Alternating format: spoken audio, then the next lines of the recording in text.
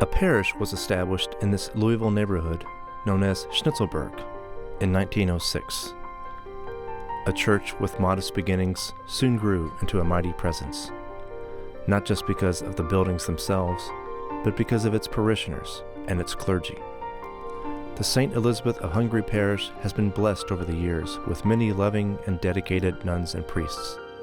One of them left a substantial legacy during his tenure as the church's longest-serving pastor. His story is one of many who offered what they could in fulfillment of the church's holy mission. He rejoiced the Word of God with buildings and works of art, yet always sought to care for the less fortunate. We celebrate his pastorate as well as the longevity of St. Elizabeth of Hungary as she celebrates 100 years as a parish.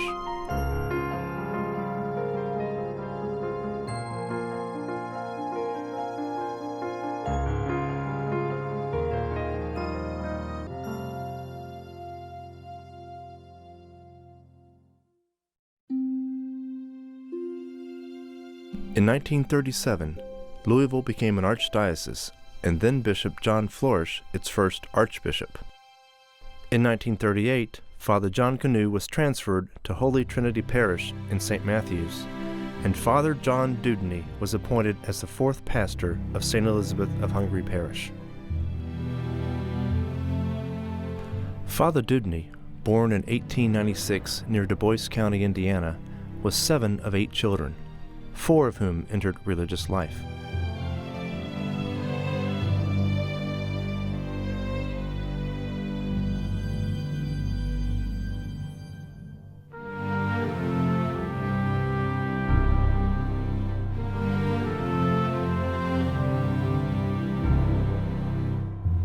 His first appointment was as pastor of St. Anthony Church and its 5 missions in Peonia, Kentucky in 1919. That was when Father Dewdney met his new housekeeper, Mrs. May Fowler Scott.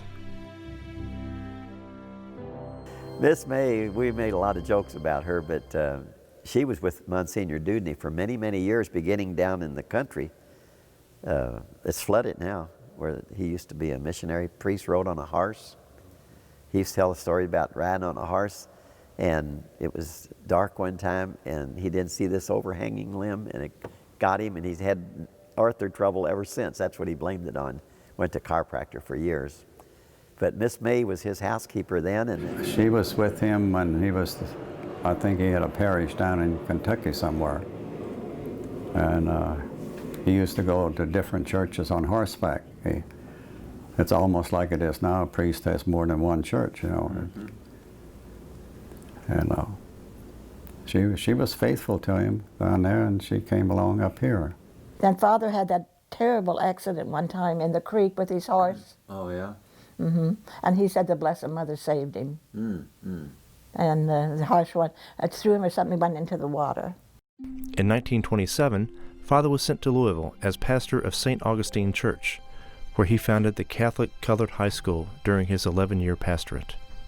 I can remember when Monsignor Dewdney came after Father Canoe left, and of course he wasn't a Monsignor then, and then when he had his Jubilee, it was a great big affair. Father Dewdney came here in 38, I think, and we came in up here in this neighborhood in 41.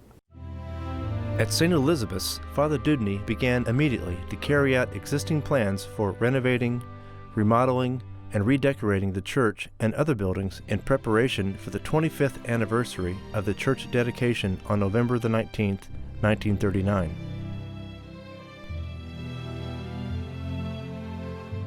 These improvements included a communion rail, a new terrazzo floor laid by the Rosa Mosaic and Tile Company, frescoing of the entire interior by Ed Partouche, and original paintings over the 3 altars, and murals of the 4 evangelists in the transepts, the work of 2 local artists, Samuel Jaffoer and Alois Ulrich. I was in grade school. I don't remember what was underneath. May have been wood for all I know. I really don't remember. But I remember I was either 7th or 8th grade in through there. junior high, when they put this terrazzo floor down. I remember it putting in piece by piece by piece. Of course, we came to church all the while this was going on. We still worshiped in this church. I remember that this was quite an endeavor. And I remember they painted this church one time, had scaffolding all over this church, all the way up to that ceiling, which seemed like 100 yards up then to me as a little kid.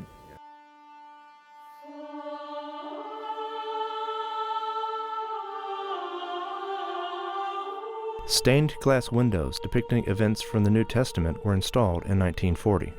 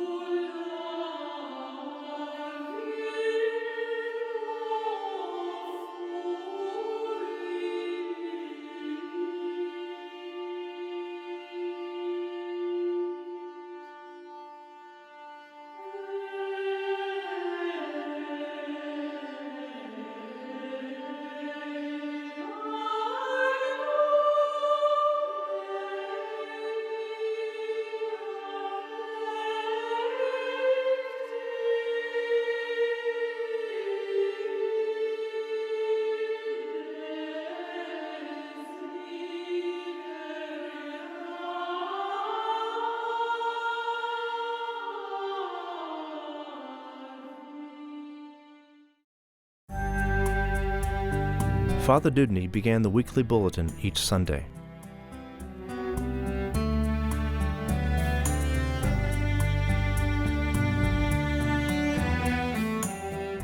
And he was largely responsible for the beginning of the parish summer picnics. The first picnic was held at Swiss Park on August the 16th, 1939, and netted $3,400.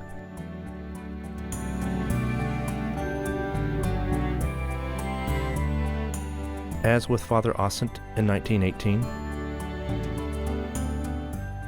Father Roof in 1925, and Father Canoe in 1928.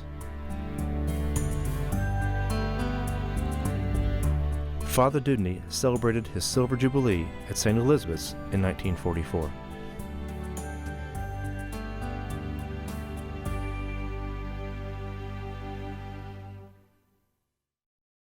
World War II, I think, even though you might have borne a German name and lived on a street with a German name, I think your loyalty would have been less questioned. Your loyalty would have been presumed. Sending their young men off to fight and kill Cousin Wilhelm. During the Second World War, some 400 parishioners enlisted in the armed forces in support of our country. A memorial service was held on February the 25th, 1945, in honor of 7 parish members killed in action.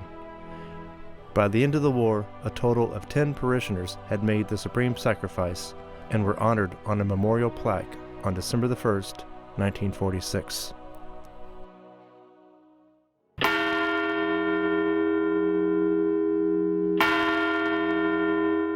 On August the 17th, 1947, the parish bulletin announced the arrival of St. Elizabeth's new 2,000-pound bell. The inscription on the bell reads, "Dedicated to the Immaculate Heart of Mary. When you hear this bell, especially when it rings out the Angelus, will you please recognize in its beautiful tones the call of the Immaculate Mother of God for your love and confidence." He was very strict. We had to go to confession every 2 weeks, and if you didn't say you said your morning prayers and your evening prayers, you got quite a bit of penance to say. He was in favor of that. That was that and the missions. He stressed that, but he was a very good man. He really was. On July 31st, 1949, Pope Pius XII conferred upon Father Dewdney the title of Domestic Prelate, and he was thereafter known as Right Reverend Monsignor Dewdney.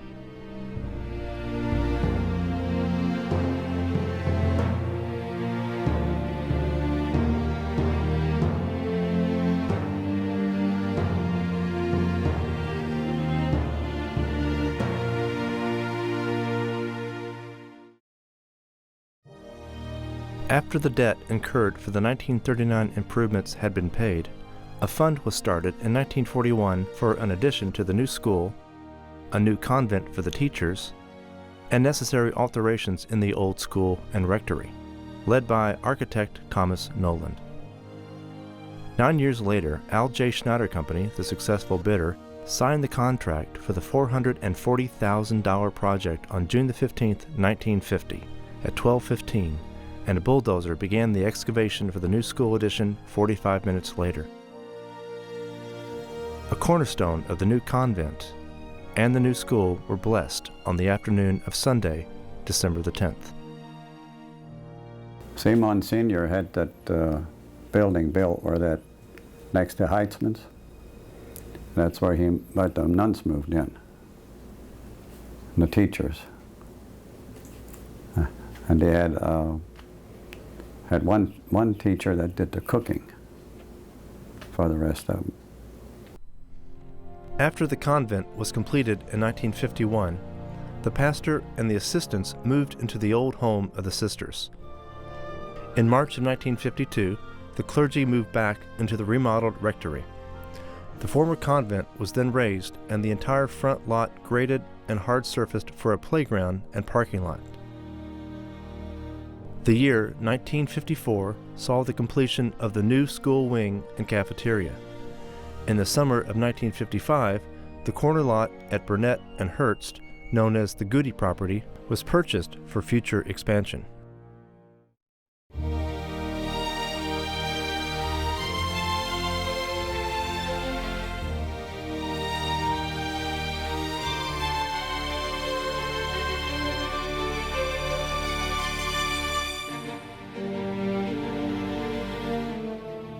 (1956) was a major milestone in the parish history. On April the 8th, 9th, and 10th, St. Elizabeth's celebrated her Golden Jubilee, 50 years as a parish. The Jubilee featured 3 solemn masses celebrated by Archbishop Flourish, Bishop Charles Maloney, and many priests who were from the parish. In spite of the fact that 3 new parishes had been carved out of St. Elizabeth's Parish, Holy Family in 1926, Our Mother of Sorrows in 1937, and St. Stephen Martyr in 1948, she still remained one of the largest in Louisville, with 1,100 families in the parish and 635 children in the school. A lot of very good memories, and the traditions, though, that I think that we have at St. Elizabeth's, I think those are things that it would be nice if the children were aware of them, and they think they have such a hard time of it when they have to go and sit or stand. And when, especially at Holy Thursday, when Father would strip the altars and there was the incense, and they would walk around, and we have to kneel all while this was going on. So the children, they don't know what they're missing now. I don't know if they would appreciate it or not, but we did this and we appreciated it because it was very special. We had 40 hours where you had no excuse why you couldn't come, and you had to say your prayers. Each class had a certain time that they came, and they all showed up. We had children's mass, and we just it was just a thing that you did because that was what you were told to do. You never questioned it. And it was a very active, there was a lot of lay involvement, actually. And ushers, of course, my dad was an usher for years. Mom did altar linens. We here with 8 kids, laundry for 10 people. She still did altar linens. But she was a convert and very dedicated, loved her church. And St. Elizabeth was a very active parish and a real force in the neighborhood, I think politically and socially. We had a Board of Trustees of 24 members. And Of course, the priest, he was the head man. And we had a meeting once a month. And once a year we had an election. Some of them would leave the Board of Trustees and new ones came on, but it was always 24 trustees. And we had our duties. Whenever anything came up, that he would call on the Board of Trustees to help out. And like during the Mass, you had one trustee for a Mass, and he had a seat to it that had the ushers. And then the ushers, they had a seat that people got seated, and if they had some standing in the back, they put some chairs in the aisle so they could sit in the aisle. In those days, the church was full. And a lot of times people had to stand in the back. There was too many people in church for certain Masses. Giving life and blood to the parish were the numerous non-clerical organizations, including the Board of Trustees, Troop 17 of the Boy Scouts, the Kids of St. Elizabeth Teen, or COSY Club, the St. Vincent de Paul Society and St. Joseph Sodality, the St. Anne Altar Society, the Parent-Teacher Association, the Blessed Virgin Sodality, the Parish Choir, the Holy Name Society, and the Catholic Students Mission Crusaders. The CSMC was real big. That's a Catholic Mission Crusade. And I went to a convention one year I never will forget, and up at Notre Dame when I was like in the 8th grade, and Monsignor Sheen was the guest speaker. And the reason I remember that, I fell asleep during his talk. And he was an excellent speaker, was on TV later on, but I was just so tired. With the parishioners predominantly being of good German stock, by July of the Jubilee year, the parish made the last payment on the money borrowed for the building and expanding. Once a random patchwork of various buildings to serve an ever-expanding parish, St. Elizabeth's Church is now the center of a fine group of soundly constructed buildings, adequate for their needs for a long time and modern in every detail for practical use. I think that it was good 8 years. We had a lot of fun, and we had a lot of good teachers, very good teachers. We had a band at one time, and I can remember I was in the lower grades, and it was so hot in the church basement, and the band was over in one of the little alcoves, and I thought, oh, please, let's have it end. My head was hurting, I was tired, I was hot, and it just kept going on and on and on. Sister Bernadine came in and she became organist, and we taught music lessons. I took violin lessons from her for a year, killed all the cats in the neighborhood, and then decided to quit. My first knowledge of St. Elizabeth's Parish was because as a child I would come and visit my uncle and aunt at the bakery, and they lived right above the bakery in those days, so we would have our family parties and get-togethers above the bakery, and that was always fun. During those days I would hear about the pastors and about the sisters, the Ursuline sisters who worked so hard here through those years. And I grew up in St. Francis of Assisi Parish, and we had the same Ursuline sisters. So we would have, as cousins, when we would have our family get-togethers, we would talk about the sisters who went from St. Elizabeth's to St. Francis, or from St. Francis back to St. Elizabeth's. And the one sister we often talked about was Sister Bernadine. She was a music teacher, a very, very fine music teacher. And she was very hard. By hard, I mean she was a very strict but good teacher, and if you really became a student of hers in music, you learned not only the instrument, but you learned how to sing, you learned how to read music, you learned the skills that would take you into high school, college, and if you really were interested in music, you could go on further. I know several students that got music scholarships out of high school into college at the U of L School of Music and Indiana School of Music, UK School of Music. They were really that good because of her the fundamentals she taught. We had a good little band. We did. We'd played Corpus Christi and stuff like that. And dressed up, we were snazzy. We really were. Better than 70 years ago, 3 Protestant kids played in St. Elizabeth's Orchestra. Brother Fred was a very good clarinet player, and also very good on the piano. My sister Willetta was a very good flutist and very good on the piano. And this is George sitting in front. Her sister Bernadine was my mentor, and I think I have the reputation of being the worst student she ever had. but my mom was successful in keeping me off the street. I think her theory was, maybe I won't be much of a musician, but at least she won't have to go downtown and get me out of the cooler. We did a lot of plays here at school. I remember being in those plays, and I remember one year I was getting near the 8th grade, I think, and I had a nice singing voice and soprano. My voice didn't change till I was like 16.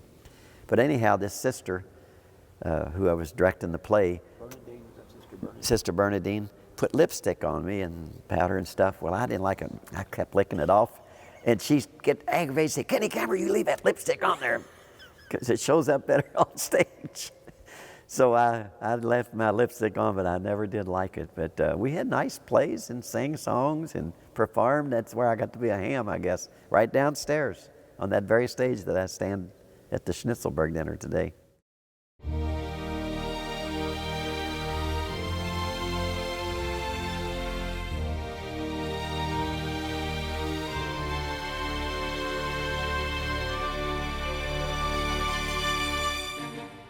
The late 1950s brought the 40th anniversary of Monsignor Dewdney's commitment to the priesthood.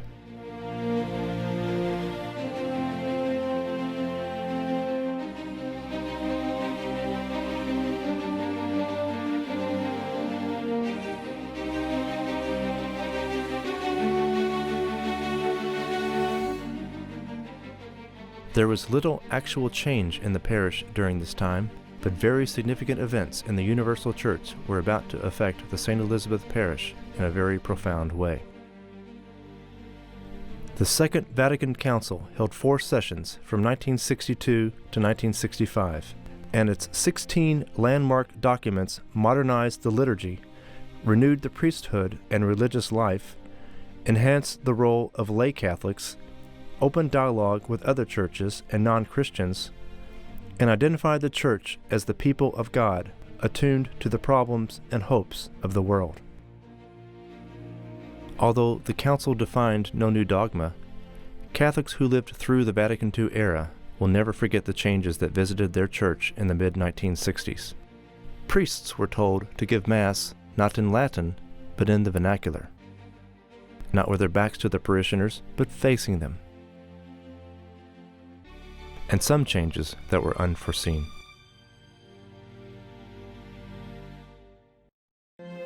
These last years of Monsignor Dewdney's pastorate were years of important change to the Church, although his health was not good and he was forced to spend weeks at a time in hospitals.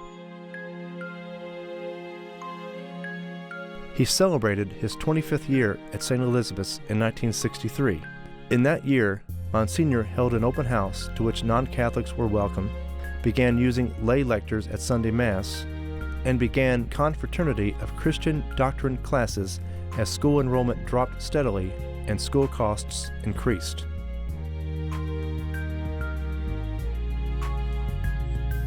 The year 1967 was another pivotal year for the parish. Monsignor Dewdney was the first to officially recognize the naming of the I-65 bridge over the Ohio River as the John F. Kennedy Memorial Bridge. School enrollment was 432 children, and the school dropped the first grade as parish baptisms were down to 43, less than half from the previous year. Archbishop Flourish retired, ending his 44-year tenure as head of the Roman Catholic Church in Louisville, and passed away the following year. Pressure was mounting to change the way Mass was conducted, as mandated by Vatican II. And after 29 years at St. Elizabeth's, Monsignor Dewdney stepped down as pastor and was bestowed the position of pastor emeritus.